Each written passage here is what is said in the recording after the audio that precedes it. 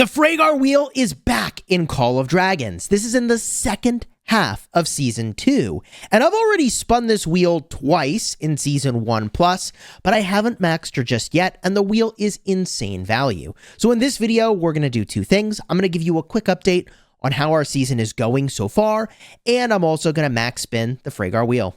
Let's get started.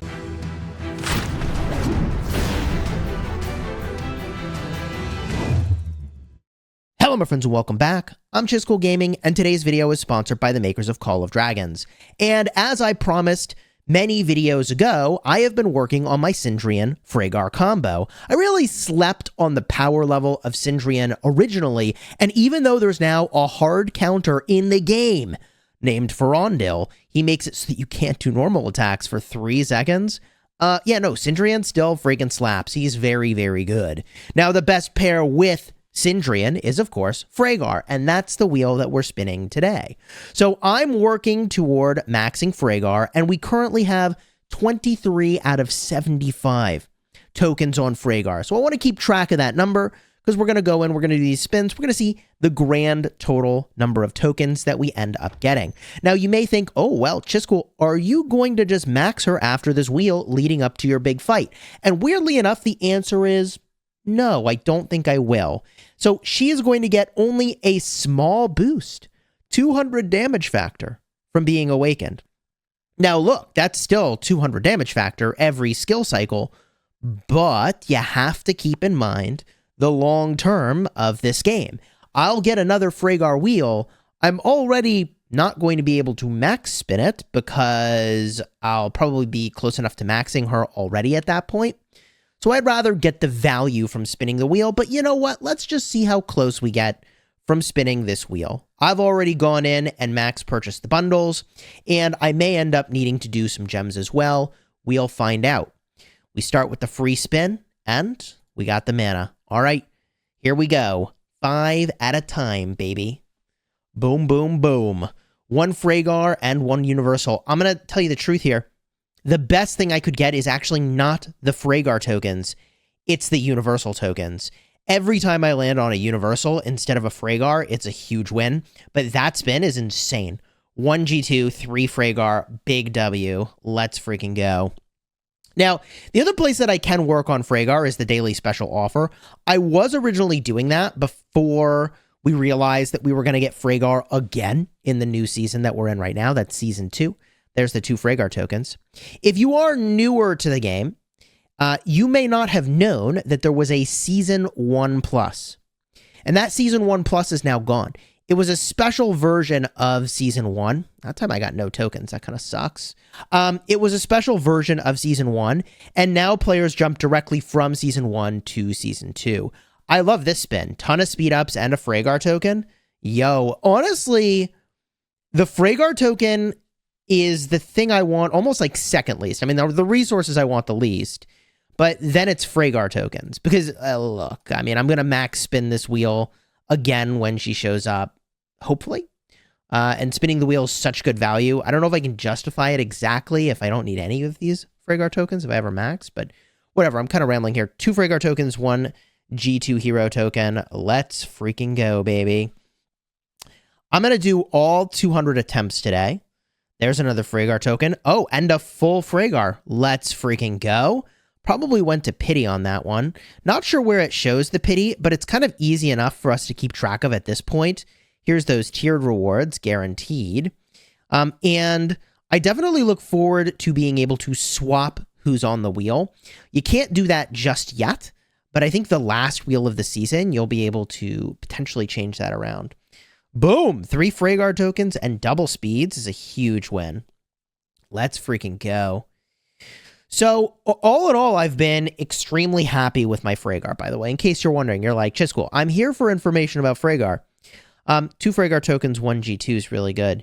I've found that Ffraegar serves several purposes. First of all, she can go into a Flying Legion, and she's very powerful in that capacity, even if you use her with Eagles.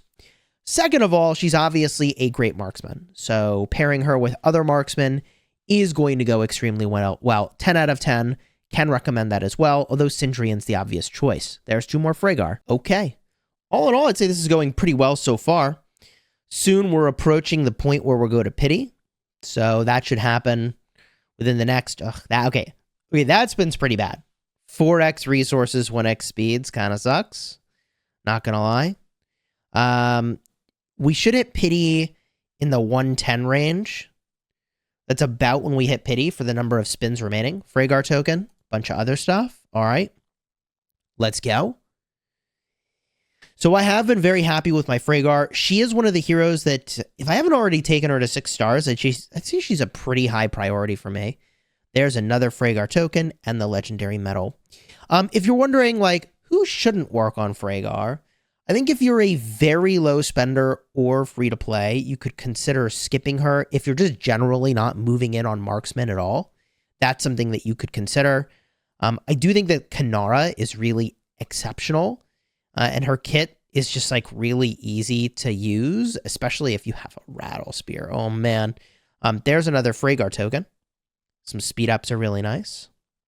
I'm finding that these days, boom, we basically went to pity just about there. If I didn't go to pity, I think I did actually. I think I went all the way to pity. There's a G2 and 2 Ffraegar tokens. Okay, cool. I'll take it, man. And I can't believe, you know, when you skip the animation, it goes pretty fast. I can't believe we're almost at the spins already. 2 more Ffraegar tokens and a G2 hero token. Let's go. Now, I'm in Season 2, as I've already mentioned, and I actually think the Season 2 map design is really elegant. And I know that a lot of people really don't like it. There's 3 more Ffraegar tokens and some speed ups here. But the thing that I really like about this map is that you can't just like brute force a win with the number of alliances you have. You have to actually deploy alliances strategically for territory. And I do think there are some choke points that are a little bit weird in the way that they work. But I think that overall, I actually really like the design of this season, especially with the statue fights, which I'll talk about in just a bit here. So I just pulled down the maximum number of gems worth of additional spins. So we're going to do that now. 70,000 gems. I think this is very high value for the gems, even going beyond the sort of 100 spins here. It is possible I should have done less and tried to finish it up next wheel instead. Wow, I just pulled a ton of Ffraegar. Holy cow. It is possible that I should like save these. Can I save my Goblin Market vouchers for the next event? Let's see here. They cost Goblin Market vouchers. You get this number of spins. Maybe I should just save some of these market vouchers. Maybe I should have bought the bundle. Because obviously, like, going to tiered rewards in the next wheel is, like, really, really good. Okay. Nice. So far, so good. Let's just keep going for now, and we'll see how we're doing and decide if we continue at some point, right? So, I'm kind of assuming here, by the way, that in order to max my Ffraegar, I'll need to max spin here, and also spin at least to the tiered rewards the next time the wheel shows up. That's my suspicion. But let's see how we're doing. Oh, man. Doing great here. So, yeah, as I was saying, I kind of dislike that in Season 1, you can just, like, have more alliances and get the win.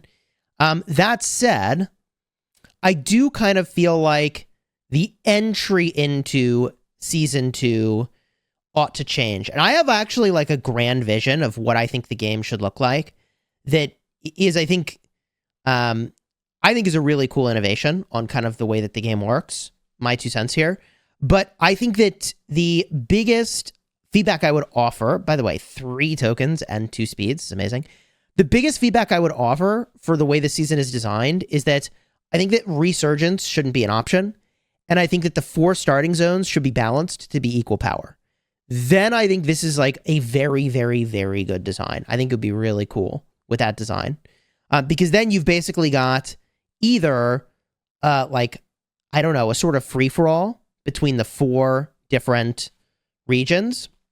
Although the outside region obviously has kind of a disadvantage in ways where, like, you have only access to 1z3. I don't know. It's like a little weird. Alternatively, I think players would most likely ally up and create 2v2s. And I think 2v2s are really cool. Now, in this season, the folks that we were playing against, I think, chose the sort of worst distribution of zones. And I'll show that to you in a minute. There's a Ffraegar token and 2 G2 hero tokens. what they did is they said, hey, we're going to take the right 2 zones, deal with it. Which, look, there's a full Ffraegar. Dude, let's freaking go. I'm actually popping off in this wheel. Wow. So the reason I think that it's really kind of lame to take that stance of like, hey, we're going to take the right zones, y'all take the left zones, is that it minimizes the fighting between zones, and it just creates even more traffic jams in the one sort of middle area where everybody's fighting. So the thing that we had sort of proposed was that we do a staggered setup where you have like, basically there's 4 lanes, and you'd have, enemy, ally across the 4 lanes. And that guarantees just more fight opportunity all throughout the season. There's more, literally like more than double the surface area to fight over, actually. It's quite significant, but is what it is.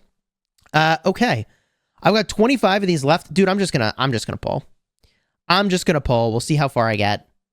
It's possible I should be saving Goblin Market vouchers for sort of the next time where I get guaranteed tiered rewards, but the wheel spins are so dang good. Like, would I just gem these anyways if I wasn't getting Ffraegar tokens and like the tokens were worthless to me? I don't know. I do have questions about like, what are these tokens going to be worth after you max a hero? Like right now, there's nothing to do with them, but I kind of wonder if there will at some point be something that you do with extra hero tokens of a legendary, which is why maybe you can't trade them in currently. 4 Ffraegar tokens. Oh man, dude, I actually popped off in this wheel cycle. Unbelievable. Okay, 2 more G2s and a Ffraegar token. If we look at the grand total here, how did I do? Oh my gosh, this is going to be a big number. Okay, actually not too insane. Actually not too insane. So like 122 tokens. It's like that's about maybe even a little below average for the number of pulls that I just did there. So I'm going to smash this off. We'll see what skill it lands on. I do want to point out, by the way, this skill over here used to read differently. It used to read like 5, 7, 9, 10, and now it reads 5, 7, 9, 12, which I think is either it always worked that way or the display was incorrect, but I do like that was updated. Okay, here we go. On the last skill. Okay. So when Ffraegar's Legion launches a normal attack, they have a 20% chance to gain haste, increasing their march speed by 30% and reducing the target Legion's rage accumulation speed. That's nice. I mean, the thing about this that's really crazy is Sindrian gives you double normal attacks. So, yeah, 2 opportunities to trigger this per turn seems really nutty. I mean, I could use 10 universals here, but I don't think I should. I think I should just wait very patiently till the sort of next appearance of the wheel. And we just kind of run with that and then get just like maximum value off that wheel.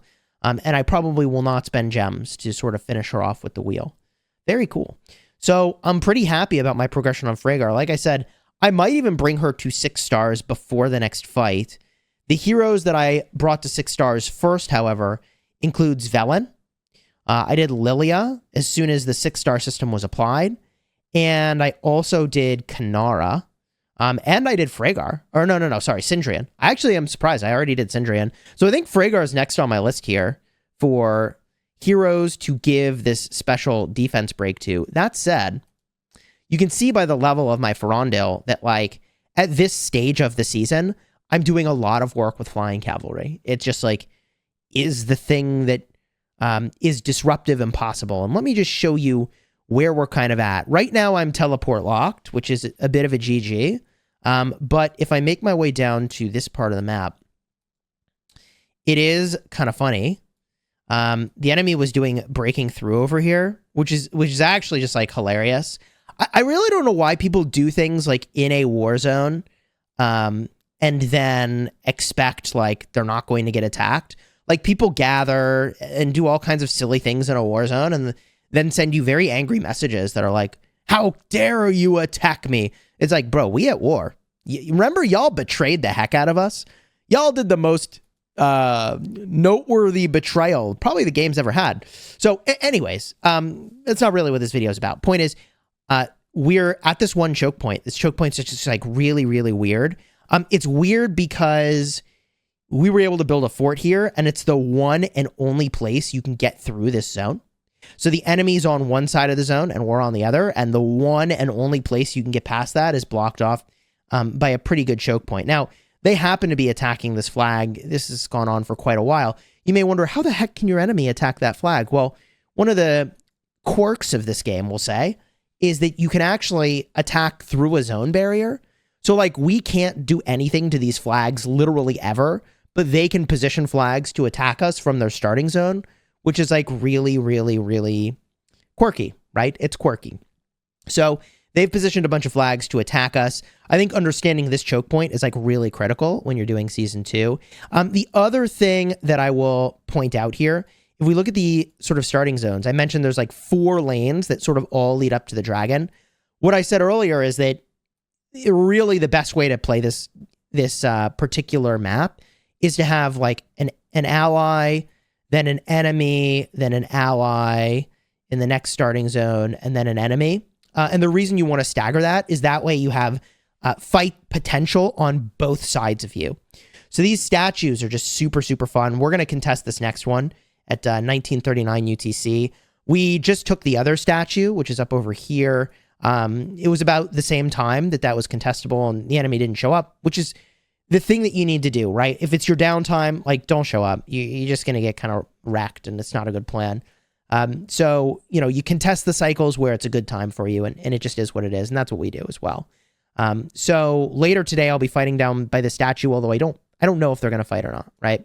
Yeah, I mean, I think that kind of covers the layout of the zone. I really think that if you remove Resurgence, which I think they should, and then you make the 4 starting zones equally balanced in terms of their power, I think this map would be amazing. In fact, hey, look, I'm going to get ahead of myself for a video I'm going to make, but I think that they should remove the idea of a home server after your first season, and I think you should form what's called an expedition team, and your expedition team kind of becomes your home server, and that is like a union worth of players that are in your expedition team.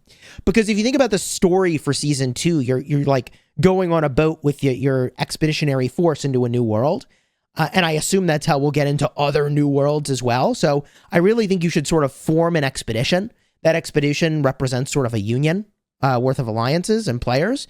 And then you basically would have 4 expedition teams of equal power battling against each other, which I think would be pretty cool. Alternatively, you know, you could have free agents, so you don't have to queue with an expedition team. Anyways, I've kind of gone off topic for the point of this video. I'll revisit and rethink some of these ideas that I'm proposing for, like, how would I really kind of, like, refine the sort of entry system for this particular map.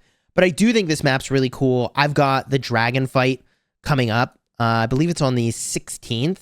We'll be battling for this particular dragon, and we'll see who wins. Might be us, might be them. We've been doing a lot of winning, even though they have way more T5s than we do and billions more power than we do. But we've just been, I think, performing extremely well. Like, I'm extremely happy with our performance this season. Even if we ultimately lose, which I'm actually feeling good about our chances of winning this season, despite they're having more power and more tier 5. I'm really, really happy with our performance so far. So anyways, subscribe if you haven't already. And if you're looking for more information about either Ffraegar or Cindrian, I've made dedicated videos about both of them. I've been super, super happy with their performance. Cards will be in the end screen in just a second.